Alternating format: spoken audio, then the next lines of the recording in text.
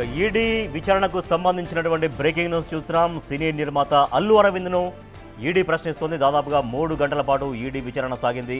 Ramakrishna ఎలక్ట్రానిక్స్లో bank స్కామ్లో Allu అరవింద్ను ప్రశ్నిస్తోంది. Bank లావాదేవీలను, ఆస్తుల కొనుగోళ్ల వివరాలపై ఆరా తీసింది. వచ్చే వారం మళ్లీ విచారణకు రావాలంటూ ఆదేశించింది.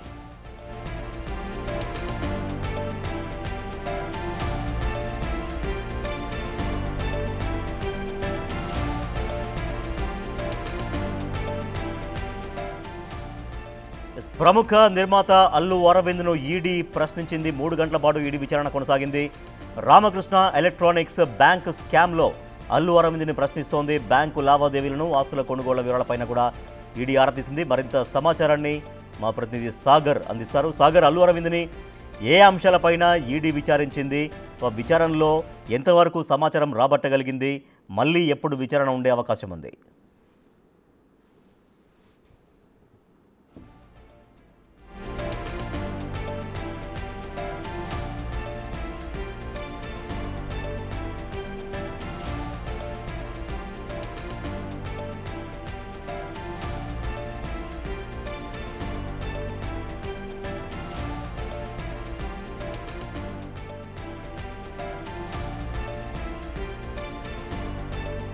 సీనియర్ నిర్మాత అల్లు అరవింద్ను ఈడీ ప్రశ్నిస్తోంది. దాదాపుగా 3 గంటల పాటు ఈడీ విచారణ సాగింది.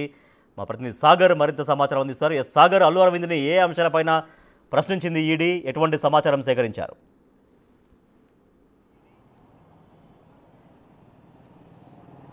ప్రముఖ టాలీవుడ్ నిర్మాత అల్లు అరవింద్ని ఈడీ 3 గంటల పాటు విచారించింది తాజాగా. అయితే ఇప్పటికే మనం చూడొచ్చు, సిబిఐ కేసు ఆధారంగా ఏదైతే రామకృష్ణ ఎలక్ట్రానిక్స్, రామకృష్ణ టెలక్ట్రానిక్స్ అనే సంస్థలపైన మనీ లాండరింగ్ సంబంధించినటువంటి యూనియన్ బ్యాంకు, గతంలో ఉన్నటువంటి ఆంధ్ర బ్యాంకు నుంచి 101 కోట్ల రూపాయల 101 కోట్ల రూపాయల లోన్ తీసుకొని దాన్ని ఎగవేసిన కేసులో సిబిఐ కేసు నమోదు చేసింది. బెంగళూరుకు సంబంధించినటువంటి యూనిట్ దాని ఆధారంగా ఎన్ఫోర్స్మెంట్ జరిగింది. ఎందుకంటే ఈ 101 కోట్ల రూపాయలను ఎగవేసి మనీ లాండరింగ్ ద్వారా ఇతర సంస్థకు వ్యక్తిగత అవసరాలకు వినియోగించినట్లుగా కూడా ఇటు ఈడీ గుర్తించింది. అందులో భాగంగానే ఈసీఐఆర్ నమోదు చేసి దర్యాప్తు చేసింది. పలు హైదరాబాద్ జోన్కి సంబంధించినటువంటి ఈడీ కూడా ఇటు కర్నూలుతో పాటుగా గజియాబాద్, హైదరాబాద్లోని పలు ప్రాంతాల్లో గతంలో సోదాలు చేసింది. అయితే ఈ 101 కోట్ల నిధుల మళ్లింపులో కూడా అల్లు అరవింద్కి సంబంధించినటువంటి సంస్థలే కావచ్చు, అల్లు అరవింద్ కూడా కొంత ప్రమేయం ఉన్నట్లు కూడా కొన్ని డాక్యుమెంట్లను స్వాధీనం చేసుకున్న ఈడీ దాని ఆధారంగా అల్లు అరవింద్ని విచారించినట్లుగా కూడా తెలుస్తోంది. అయితే మరోసారి విచారణకు హాజరవ్వాలనుకుంటూ కూడా ఆదేశాలు జారీ చేసింది. 2017, 18, 19 ఈ 3 సంవత్సరాలకు సంబంధించినటువంటి అల్లు అరవింద్ బ్యాంకు లావాదేవీలపైన కూడా, ఆస్తులపైన కూడా ఈడీ ఆరా తీసినట్లుగా కూడా తెలుస్తుంది. అయితే ఇందులో దాదాపు కోట్లాది రూపాయలు నిధుల మళ్లింపుతో పాటుగా వాళ్ళు మనీ లాండరింగ్కు పాల్పడ్డారు. హవాలా ద్వారా ఈ 101 కోట్ల రూపాయలు బ్యాంకు ద్వారా రుణం తీసుకున్నటువంటి ఏదైతే రామకృష్ణ ఎలక్ట్రానిక్స్, రామకృష్ణ టెలక్ట్రానిక్స్ సంబంధించినటువంటి 2 అన్నదమ్ములు డైరెక్టర్గా ఉన్నారు. సో నిధులను అక్రమంగా మళ్లించిన కేసులో సిబిఐ కేసు నమోదారంగా ఈడీ నమోదు చేసిన నేపథ్యంలో పూర్తిస్థాయి దర్యాప్తు కొనసాగుతుంది. ఇప్పటికే రామకృష్ణ ఎలక్ట్రానిక్స్ సంబంధించినటువంటి డైరెక్టర్లను కూడా విచారించినట్లుగా కూడా తెలుస్తోంది. వారి స్టేట్మెంట్ ఆధారంగా అల్లు అరవింద్ని ఇదే కేసులో విచారించింది.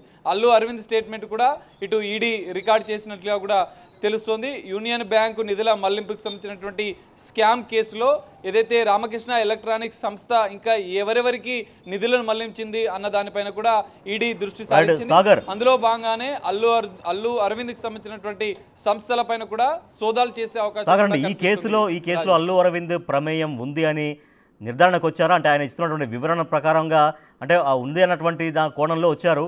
బట్ విచారణ జరుగుతున్నప్పుడు ఆయన ప్రమేయం ఉంది అనే నిర్ధారణకు అధికారులు వచ్చినట్టుగా తెలుస్తోందా? ఎస్ రాజ్, ఖచ్చితంగా. ఎందుకంటే ఈడీ కేసు నమోదు చేసిన నేపథ్యంలో ఇటు రామకృష్ణ ఎలక్ట్రానిక్స్ సంబంధించినటువంటి డైరెక్టర్లుగా ఉన్న రాఘవేంద్ర అండ్ రవికుమార్, వీరిద్దరు సోదరులు రామకృష్ణ ఎలక్ట్రానిక్స్ ఏదైతే ఎలక్ట్రానిక్స్, టెలక్ట్రానిక్ 2 సంస్థలను స్థాపించి యూనియన్ బ్యాంకు, గతంలో ఉన్నటువంటి ఆంధ్ర బ్యాంక్ ద్వారా 101 కోట్ల రూపాయల రుణం తీసుకున్నారు. దాన్ని ఎగవేశారు. ఆ నిధులను వివిధ రూపాలుగా హవాలా ద్వారా వివిధ సంస్థలకు కూడా మళ్లించినట్లుగా కూడా ఈడీ గుర్తించింది. అందులో అల్లు అరవింద్కి సంబంధించినటువంటి సంస్థల ప్రమేయానికి సంబంధించినటువంటి కొన్ని ఆధారాలు వీరిద్దరి ఎవరైతే డైరెక్టర్లను విచారించిన సందర్భంగా కూడా వారి స్టేట్మెంట్లో కూడా అల్లు అరవింద్ సంస్థలకు సంబంధించినటువంటి అంశం కూడా వచ్చినట్లుగా కూడా ఈడీ గుర్తించింది. అందులో భాగంగానే 3 గంటల పాటు సుదీర్ఘంగా ఈడీ అధికారులు అల్లు అరవింద్ని విచారించారు. నెక్స్ట్ వారం కూడా వచ్చే వారం కూడా మరోసారి విచారణకు హాజరు కావాలని కూడా చెప్పినట్లుగా కూడా తెలుస్తుంది. 2017, 18, 19 ఈ 3 సంవత్సరాల్లో ఈ లావాదేవీలు అన్ని జరిగినట్లుగా కూడా ఈడీ గుర్తించిన నేపథ్యంలో ఆ 3 సంవత్సరాలకు సంబంధించినటువంటి అల్లు అరవింద్కి సంబంధించిన బ్యాంకు లావాదేవీలు, ఆస్తుల కొనుగోలుకు సంబంధించిన అంశాలపైన కూడా ఆరా తీసినట్లుగా కూడా తెలుస్తోంది. సో దీనికి సంబంధించినటువంటి మరికొన్ని ఆధారాలు సేకరించిన అనంతరం కూడా ఈడీ మరోసారి అల్లు అరవింద్ని విచారించే అవకాశం ఉంది. అయితే ఈ కేసులో ఇంకా ఎవరెవరి ప్రమేయం ఉంది, హవాలా ద్వారా ఈ 100 కోట్ల రూపాయలను ఎక్కడెక్కడికి మళ్లించారన్న అంశాలపైన కూడా ఇంకా ఈడీ దర్యాప్తు కొనసాగిస్తున్నట్లుగా కూడా తెలుస్తోంది. రాజేష్.